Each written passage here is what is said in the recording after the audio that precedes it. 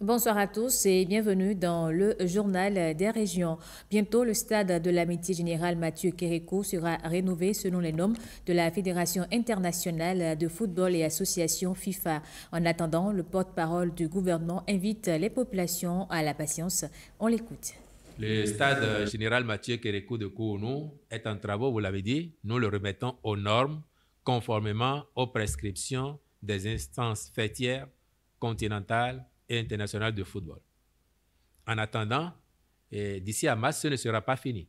Quand on a annoncé les travaux, je vous avais dit que c'est parti pour minimum 5 mois pour un aspect des travaux. Après, il y a un autre aspect parce qu'il faut répondre à toutes les exigences, y compris le cloisonnement vitré qui permet de séparer les tribunes de la pelouse. Même si ça doit nous prendre 8 mois ou 1 an, nous prendrons le temps qu'il faut pour bien faire. Dès lors que nous avons mis les ressources à disposition, il faut que ce soit bien fait. Mais en attendant, puisque la Félicia nous porte tellement chance, en attendant que Kounou recommence à nous porter chance, que demain, Akpakpa, Porto Novo, Parakou nous portent les mêmes chances, nous n'allons pas bouder notre plaisir d'aller battre le Nigeria à Abidjan, de battre le Rwanda, de battre l'Afrique du Sud et de quitter la 3e place où nous sommes actuellement à égalité de points avec les 2 premiers. Nous sommes à 7 points, vous le savez. Et nous avons le Nigeria qui est 4 points derrière nous. Nous n'allons pas bouder notre plaisir d'aller les battre, prendre les points là-bas. Et quand nous sortons de là-bas, aller négocier un point pour qu'à la fin, nous soyons premiers de notre groupe et que le Bénin, une première historique, soit à la Coupe du Monde prochaine. C'est notre ambition et nous y travaillons, nous mettons les moyens pour cela. Et nous avons foi que cela va arriver. Le ministère des Affaires étrangères honore la mémoire de feu Bernardine Dorego, ancienne ambassadrice du Bénin près le Nigeria et le Canada. La cérémonie d'hommage lui est rendue en guise de reconnaissance. Heureuse Danondé revient ici sur son parcours. Mesdames et messieurs les ambassadeurs. Ambassadeurs, parents et amis retiennent d'elle une dame de fer digne et fidèle servante de la nation. Un hommage mérité est rendu à feu Bernardine Dorego à titre posthume. Première femme diplomate, première femme ambassadrice du Bénin, décédée le 20 décembre 2024 après 30 ans de vie de retraite. Ensemble, avec vous et au nom du ministre, je voudrais lui rendre les hommages de l'institution qu'elle a servi plus de 30 ans de sa vie. Une trentaine d'années de dévotion au service de la République qui ont été marqués par l'engagement, le courage et la détermination des pionniers, tant et si bien que d'elle, on peut affirmer aujourd'hui qu'un digne et fidèle serviteur de l'État s'en est allé. Son engagement pour diverses causes sociales, humanitaires, voire politiques, sont une source d'inspiration aussi bien pour ses contemporains que pour nous, la nouvelle génération. Je manquerais à l'équité si je négligeais d'associer au succès de la mission de l'ambassadeur Bernardine Dorego le rôle capital que jouait auprès d'elle son défunt mari, Léopold Dorego. C'est la fusion de ces deux natures qui a permis le succès de la diplomate chevronnée Bernardine Dorego. Sa famille reçoit l'hommage qui lui est rendu avec beaucoup d'humilité.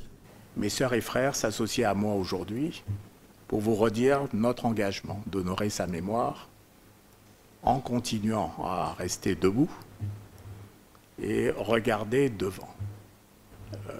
Merci de l'accueillir dans l'institution de manière pérenne. La cérémonie d'hommage à feu Bernardine Dorego a pris fin par le rappel des programmes de ses obsèques.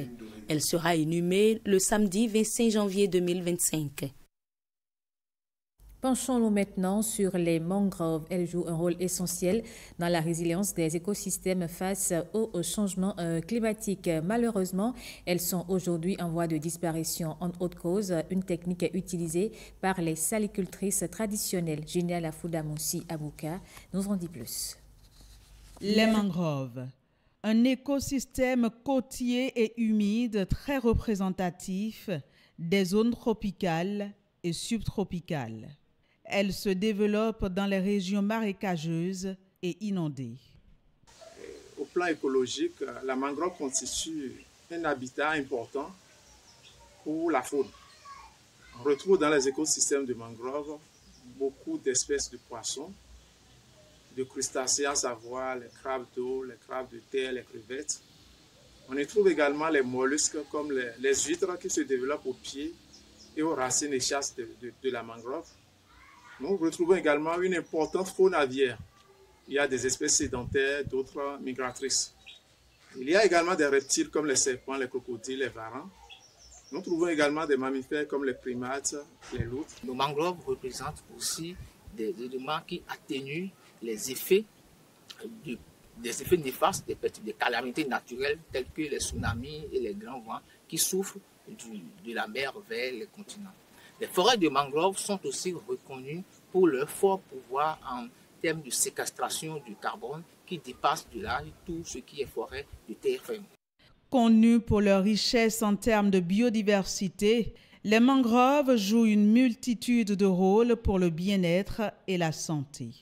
Au Bénin, on les retrouve essentiellement dans la partie sud-ouest du littoral, une zone où elles sont désormais en voie de disparition. À l'origine de cette menace, la saliculture traditionnelle, principale activité de revenus pour les femmes des localités environnantes. Elles ont recours au palétuvier comme bois de feu. Si nous prenons la problématique de production du sel, qui consiste d'abord à faire évaporer la saumure jusqu'à la cristallisation totale pour extraire l'eau et le sel iodé, c'est une pratique qui est dévastatrice des mangroves. Parce que autrement, ça pousse à une destruction sans estimation ni limitation de ces ressources qui sûrement nous conduit tout droit vers une destination de désolation s'il n'y a pas eu des mesures pour inverser la tendance. Face à la menace, d'aucuns préconisent la réduction de la consommation en bois énergie. Nous avons également introduit d'autres sources énergétiques pour la production du sel comme l'énergie solaire. Nous avons également développé des plantations d'arbres à croissance rapide. C'est-à-dire pour éviter la pression sur les écosystèmes de mangroves, il faut permettre aux femmes d'avoir d'autres alternatives de ressources en bois énergie. Donc pour cela, on a réalisé beaucoup de plantations. Nous avons également pensé à restaurer les aires dégradées. Parce que pendant longtemps, ces femmes-là ont détruit une bonne partie de l'écosystème. Protéger les mangroves devient une urgence, car il y va de la préservation de la biodiversité.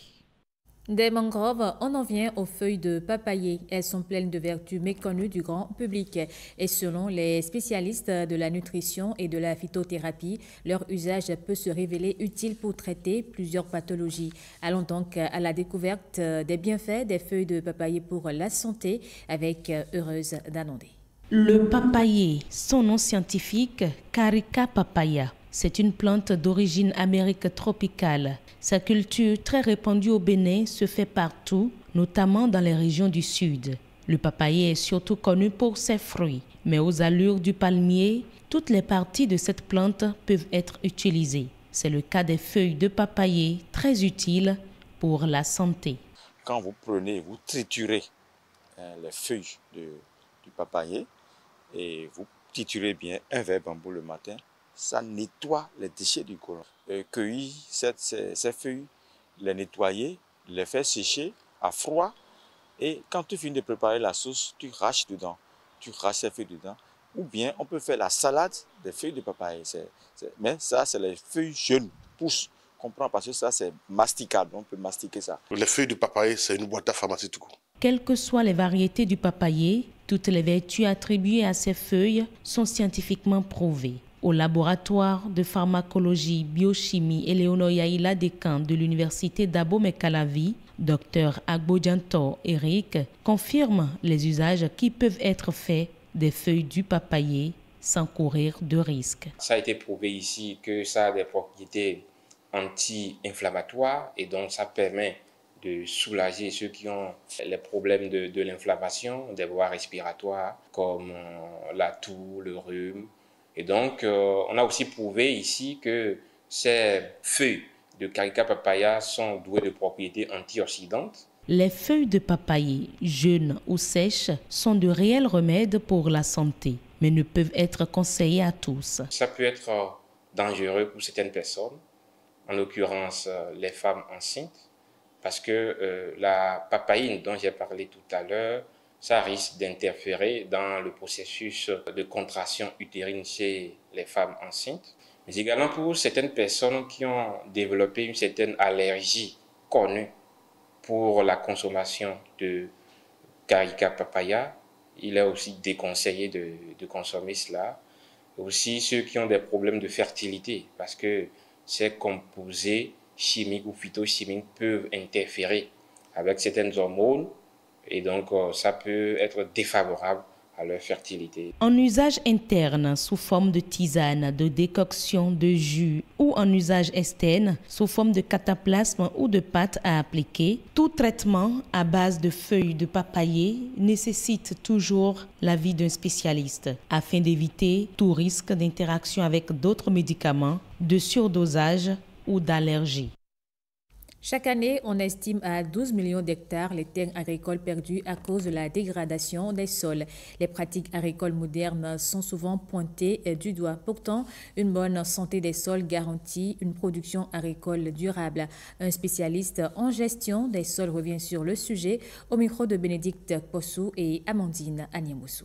La santé des sols, c'est cette capacité du sol à fonctionner pour soutenir de façon durable la productivité agricole. Donc, c'est un sol qui a tous les éléments qu'il faut pour permettre à la plante de bien se développer, de produire, non seulement à un instant donné, mais de façon continuelle. La fertilité des sols, c'est un peu l'aptitude du sol à un instant donné à fournir les éléments nutritifs aux cultures pour que ces cultures se développent et produisent. Ça, c'est la fertilité du sol. Maintenant, la santé des sols va au-delà de la fertilité. La fertilité est incluse dans la santé des sols.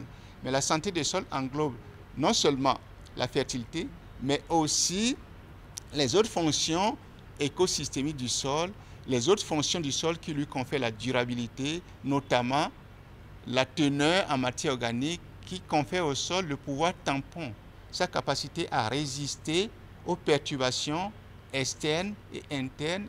Et dès qu'on a une bonne santé du sol, eh bien, on peut déjà résoudre la question de la sécurité alimentaire. Les producteurs, pour assurer la santé des sols, doivent adopter les bonnes pratiques agronomiques de gestion des sols, notamment en retournant la matière organique au sol, les résidus de récolte et le fumier qu'on peut avoir à côté. Il faut qu'ils apprennent à retourner cette matière organique au sol et à bien utiliser les autres intrants tels que les engrais chimiques ou autres.